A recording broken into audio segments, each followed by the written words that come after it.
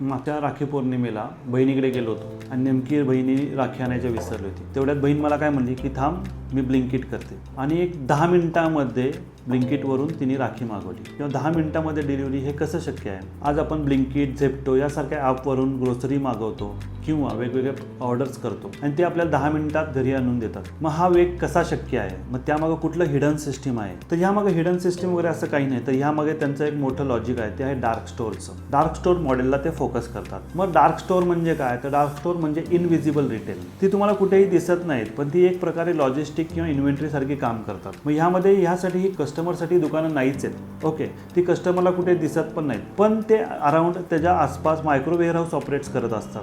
मग ही वेअरहाऊस काय? जर तुम्ही आत्ताच्या घडीला बघितलं असेल तर इंडियामध्ये अराउंड 3000+ डार्क स्टोअर ऑपरेट होत आहेत. आणि ही सगळी डार्क स्टोअर काय करतात? तर ती अराउंड 10 ते 15 मिनिटाची डिलिव्हरी मॉडेल्स यावर चालत असतात.